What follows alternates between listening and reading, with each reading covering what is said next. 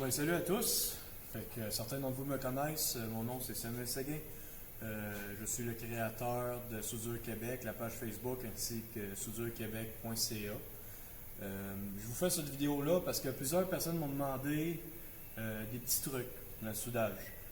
Ça m'arrive souvent que j'ai souvent les mêmes questions. Fait que je me suis dit, pourquoi pas, je vais me lancer dans les vidéos. Je me suis dit que peut-être ça va aider du monde. Peut-être ça va aider des débutants et des intermédiaires. Peut-être ça va aider du monde plus avancé aussi. Qu'est-ce qui est le fun avec le soudage, c'est qu'on a chacun nos trucs, puis on peut les partager pour s'aider entre nous autres. Fait que moi, commencer avec la première petite affaire qu'on m'a parlé. Sam, chaude avec une soudeuse, ça va bien. Chaude avec une autre soudeuse, ça va pas bien. Qu'est-ce que je peux faire? C'est la soudeuse le problème? Oui puis non, c'est pas toujours la soudeuse. Il y a des étapes à vérifier avant de dire qu'une soudeuse est défectueuse. Souvent, la première, c'est le jog. Le monde pense souvent qu'ils vont mettre la machine, par exemple, à 138 de vitesse de fil, puis ça va être à 138.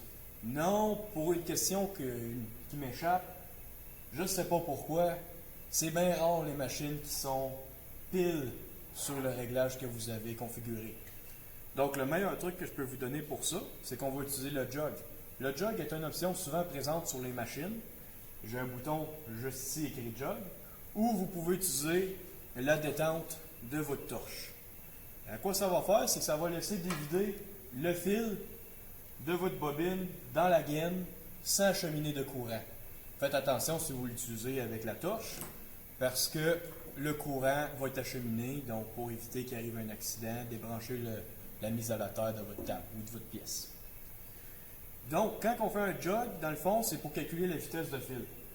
Le fil est toujours calculé x 10 sur certaines machines. Okay? Là, je l'épile vu que c'est une numérique, j'ai 138. Comment ça va fonctionner? C'est qu'avec ma montre, normalement, ne portez pas de bijoux quand vous soudez, mais là, je sais qu'il n'y a pas de risque, il n'y a pas de courant, je suis seul dans l'atelier. Avec ma montre, je vais calculer 6 secondes. D'accord? Après ça, je vais arrêter le jog. Une fois terminé, je vais mesurer le fil de ma torche avec mon ruban mesuré. Donc, je vais commencer le chronomètre.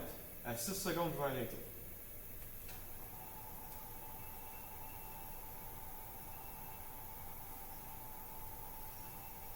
That's it. Le fil est sorti de ma gaine.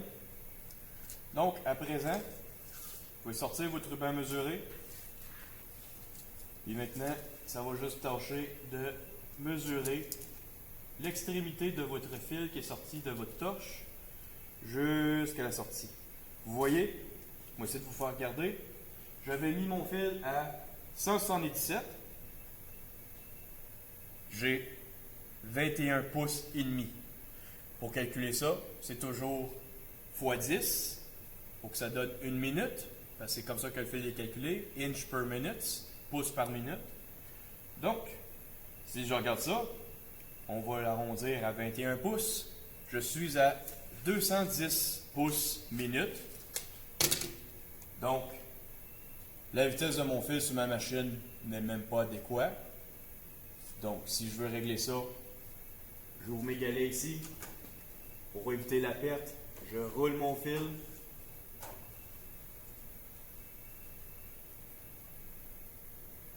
Je referme mes galets. Je vais normalement descendre ma vitesse de fil un petit peu. J'étais à 210, fait que par exemple, je vais me mettre à 160.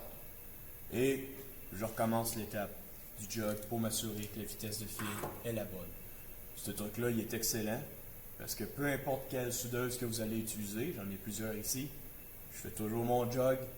Comme ça, je sais qu'à chaque fois, ma vitesse de fil est la bonne.